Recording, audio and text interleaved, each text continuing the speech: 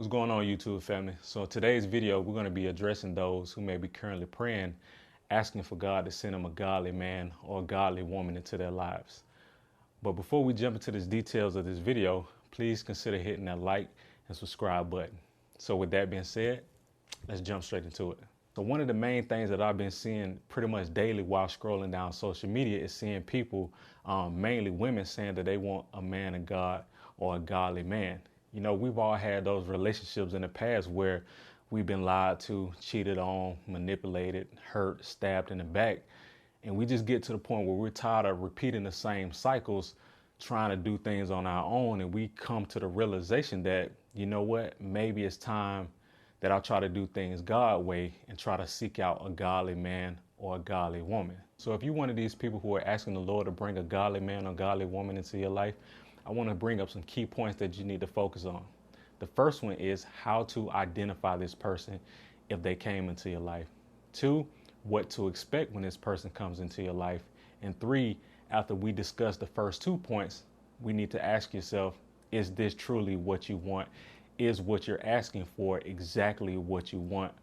This person can come into your life, and if you don't know what to look for, then you could miss this person. Or if this person comes into your life, you're going to push this person away because you're not going to realize that this is the very person that you've been praying for. And another point to consider is how to identify if somebody who's coming into your life that's trying to deceive you, acting like this person of God. So let me give you a perfect example.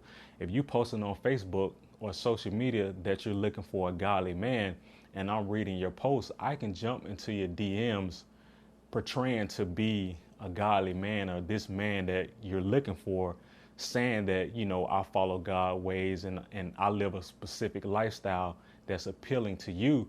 In all reality, I want to get into your pants and manipulate you. So I'm coming to you as a poser. So you need to be able to identify the real thing versus a replica. Before we jump into the details, the first thing that we have to do, we have to open up the Old Testament and let's go to the book of Exodus, chapter 24, verse 12. It says, the Lord said to Moses, come up to me on the mountain and stay here, and I will give you the tablets of the stones with the law and commandments I have written for their instruction. And when we're talking about there, we're talking about the Israelites. So Moses went up to the mountains and got the laws and commandments from God to give to the Israelites. Let's fast forward to Deuteronomy 5:1. This is where Moses received the 10 commandments from the Most High to speak to all Israel. So the goal was the Most High wanted Israel to be a holy people so that they wouldn't do the same thing that the other nations was doing. They didn't want them to practice, they didn't want them to worship other gods nor practice their wicked ways. So the Most High wanted Israel to be a holy people, to go out and teach the other nations also how to be holy so that they would know him and turn from their wickedness to the Most High. But over time, as Israel traveled to these different nations, they began to disobey the Most High and began to adopt the ways of the nation. They began to worship other gods instead of the Most High. They began to practice sexual perversion, fornication, adultery, greed, envious, occult practices such as witchcraft, etc. And that angered the Most High. If you want to learn more about this, I highly recommend jumping to Deuteronomy chapter 28 to read the blessings and curses that the Most High promised Israel that would happen to them if they either followed him or if they disobey him. That is a great read. I highly recommend. As time passed, generation after generation of Israelites continued to walk in sin and obedience to the Most High and chose not to keep his laws. They chose to follow the other gods and the other nations and continue to practice idol worship, fornication, sexual perversion, adultery, etc. So now let's fast forward to the book of Matthew where Christ comes on the scene. So Matthew chapter 4 talks about Christ. He came to heal the sick, the demon possessed, tell the people that the kingdom of heaven was near, and was telling the people to repent. So the chief priests, the Pharisees, and the keeper of the law saw what Christ was doing, saw that he was healing these sick people and saying that he was of the devil. So the chief priests, the lawmakers, and the Pharisees were so focused on their self-righteousness and their wicked ways that they didn't even recognize Christ when he came. Not only did they not recognize him, they didn't accept him. They did not accept his message. They rejected him. They hated him and they wanted to kill him. So God in heaven realized that his people had a sin problem, and he was going to create a solution for that problem. So he himself made himself in human form to come down and deal with that sin problem. So when he came down, the chief priests, the Pharisees, and the keeper of the law was so deep into their wickedness, so deep into their self-righteousness, they didn't even recognize him. So much to the point where they said that he was preaching a different message than the one that Moses was preaching. So he must have been of the devil. He couldn't have been of God. He couldn't have been the son of God. So they rejected him and they plotted to have him killed. So pay attention to God sent himself to save the people, and they did not recognize who he was. So pay very close attention to that, because we're going to come to that point near the end of this video. So Christ called out these people as being hypocrites because of their own self-righteousness. They looked like they was following the laws on the outside, but deep down inside in their heart, they was really wicked, and they was adding their own spins to the law, creating additional burdens for the people, making it even harder for them to keep the laws. So what they was doing in all actuality, they was separating them even further from God, saying that you have to do X, Y, and Z to keep the laws instead of the simple laws that God made. So Christ had to come and change up everything to let them know, hey, the way that you're doing it is not right. You are separating them more from the kingdom than you are bringing it to the kingdom. So notice when Christ came, he didn't follow the wicked ways of the Israelites. He wasn't doing false idol worship. He wasn't practicing the occult. He wasn't participating in sexual perversion, witchcraft, etc.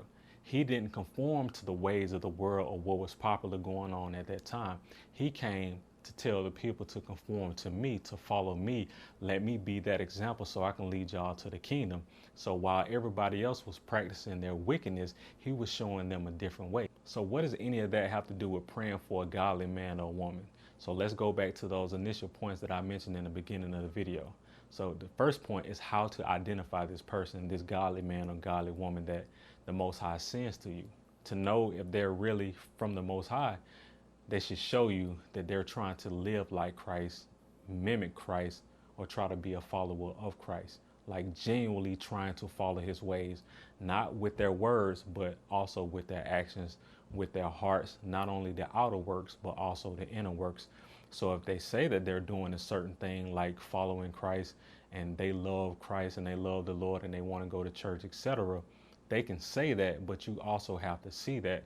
So if they practice idol worshiping, sexual perversion, witchcraft, astrology, pay attention to a lot of the things that they watch on TV, listen to, and the things that they're into, to let you know if they really are Christ-like. So now let's jump into point number 2, what to expect. When you're praying for that man or woman of God and they enter into your life, the whole goal is to try to lead you back to the Most High.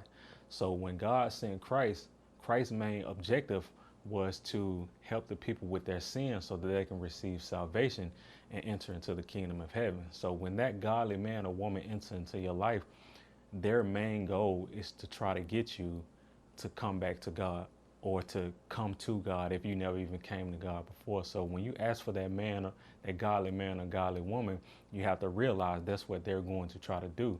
So now if you are, practicing sexual perversion, fornication, idol worship, astrology, witchcraft, etc., that godly man or godly woman is going to pull you out of those things. You know what I mean?